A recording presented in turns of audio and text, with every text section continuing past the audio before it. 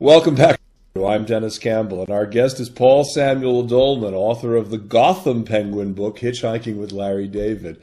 Now, we're sans the theme music, which is good, and we're talking about the book and about the ride that he took with that thumb, which is now disembodied and floating across the screen.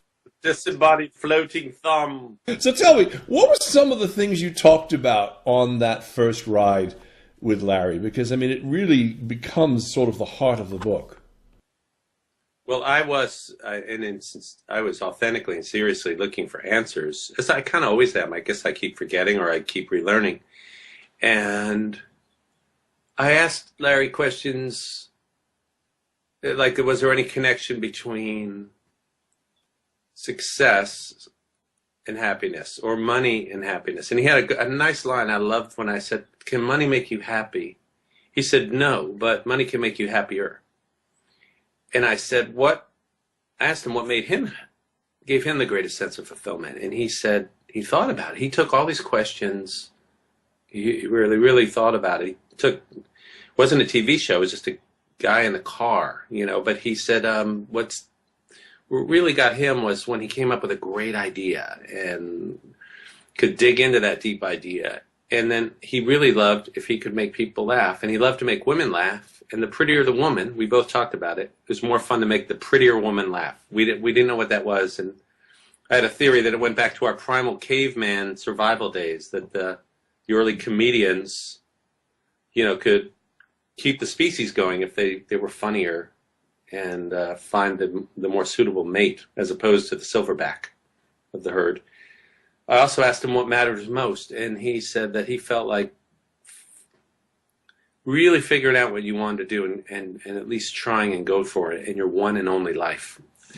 And he had the same thing. He was working in a job, I think he was in advertising, he was doing some limo driving or whatever, and he was so unhappy, but he really went for the comedy thing. And he said he had to do it or he would die. He just had to do this thing. And that he did, and he feels like you have to go for it in your life, your one and only life. He said, I always remember that as one and only life.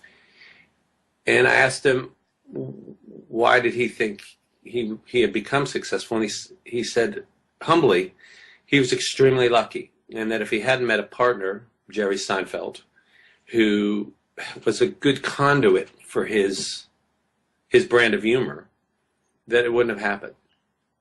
And, and he knocked around for a while. And, what's interesting is Seinfeld came within a hair of never making it. They only did a couple episodes. It had no audience.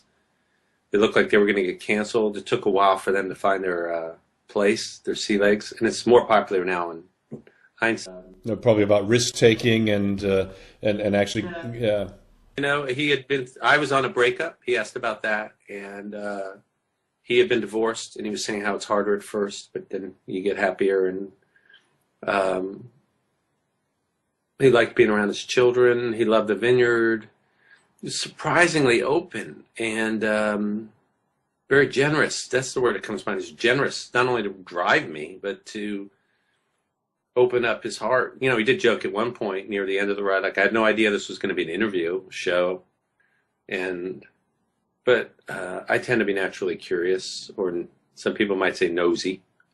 But it wasn't because he was famous, because the whole summer I was picked up by a variety of people, school teachers, craftsmen, single parents, Wall Street bankers, people that got laid off, people that downsized. And they all shared their hearts, a lot of them very honestly. Maybe it's because it was a stranger, or just, my God, somebody actually cared to ask a question beyond what's the weather like? How are you? Fine. You? Fine. Fine, fine, fine. And so I was like, had a basket, and I was gathering wisdom and insight, and it was helping me get through my summer. And this is no different than what I do now.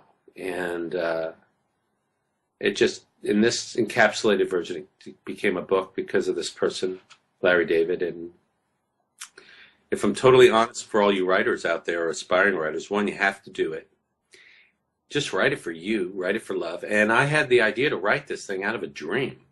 I wasn't thinking, again, I wasn't taking notes. And the last night of that summer, I had a dream. And in the dream, it's like, write whatever it is, subconscious, higher consciousness, said, write a book. And I said, what book? And it said, Hitchhiking with Larry David. And I thought, wow, whoa, I'm in a dream, aren't I? And this is sort of, and I hope I remember this. And I did. And I wrote it on a piece of paper and carried it around for a few weeks. And then I thought, why not? And now it's become a magic carpet ride. It shows anything's possible. And the book's had a life of its own. I found out yesterday I was in Malibu, California, and this owner of a small market, I'm going to plug it, the Malibu Gourmet Market, Country Kitchen Gourmet Market in Malibu. The owners loved the book, turns out, friends of friends, and had given a copy recently to Jerry Seinfeld, who's one of their best customers. And so it's a small world. It's so connected. Let's stay with that idea of it being a small world, because I mean you do introduce us to some very interesting characters in this book that happen to cross your path in one form or another. One that always sticks out in my mind is the homeless lady. Can you tell us a little bit about her? Linda. You know, it's so funny. Thanks for bringing her up, Dennis. Great questions. You know, a lot of people open the book or buy the book or look into the book because of Larry David. But almost everyone who reads the book gets into the rest of the cast of characters, almost more so than Larry. And Linda, who I didn't know her name at first, is someone that everyone asks me about. I did a wonderful interview with John Siegenthaler, the legendary guy for Word on Words, and he mentioned her. And, you know, you have a great political background. You guys do a lot of wonderful activism. And in America, there's a tremendous amount of homeless people for a wealthy, industrialized Western civilization. And amazingly, on Martha's Vineyard, this bastion of affluence, there's also homeless people there. Same with here in LA. I was in Santa Monica yesterday, Malibu. There's people in $40 million houses, you know, and there's people sleeping in the bushes next to them with nothing. So it's an interesting statement about us collectively. But this woman, Linda, or at the time was just sitting on a porch at the Alley's General Store. And if you go to Martha's Vineyard, you got to go to all these places. The book is a great travelogue for the Vineyard.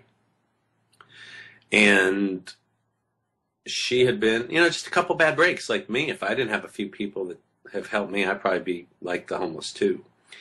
And she had a job. The plant got downsized. She got sick. She had no health insurance. You could see it ties into all what ails us. And somebody promised her some opportunity in Martha's Vineyard. That didn't work out. So she was living out of her car. Middle-aged and angry and hurt and wounded.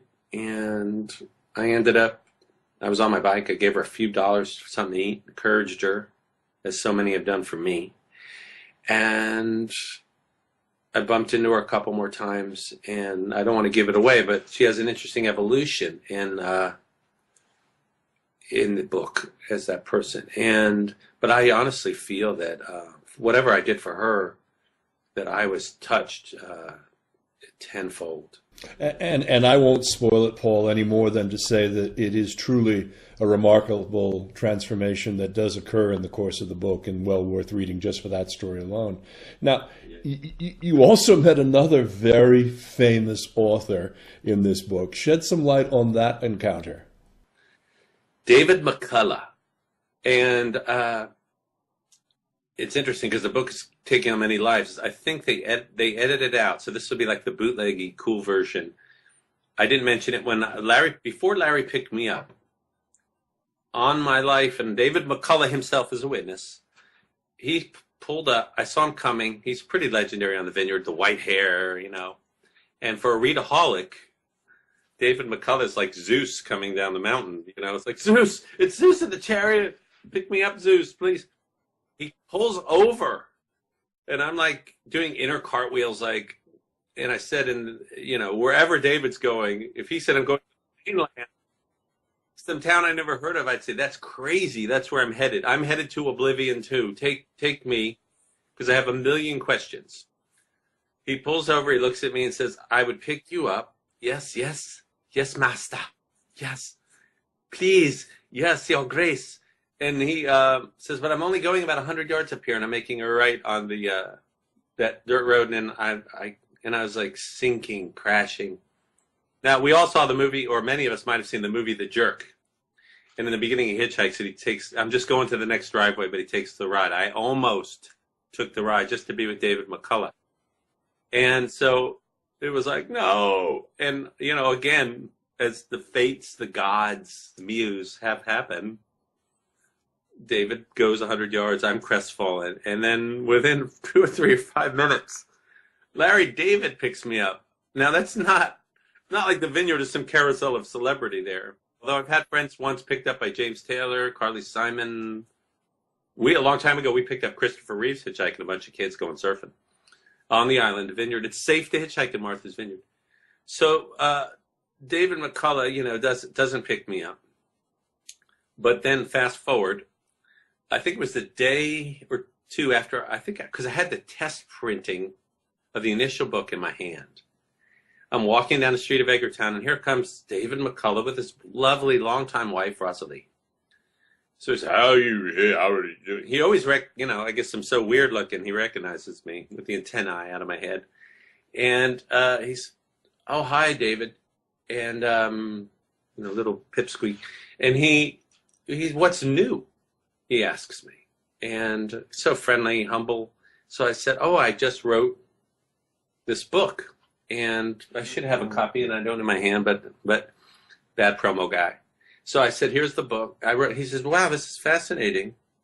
He said, you wrote this? And he hugs me, super enthusiastic, hitchhiking with Larry David. And then this is the great line. He said, just one question. Who the hell is Larry David? I never told Larry that. Hopefully he's not watching.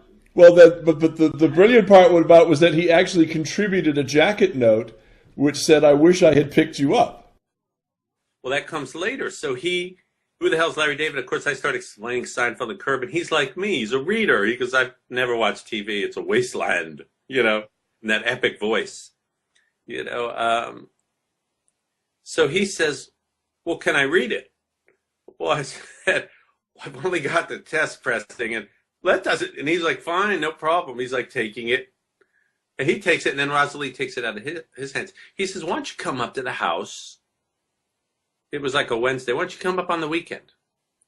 And I used to play the piano at the Harborview, and he used to sing. I don't know if he put that connection together right away. But he said, just come up and we'll have a drink, and, you know. And I'm thinking, yes, we authors. You've got the 2 Pulitzer Prizes, and I've got... what is it I have, David? You have the 2 Pulitzers.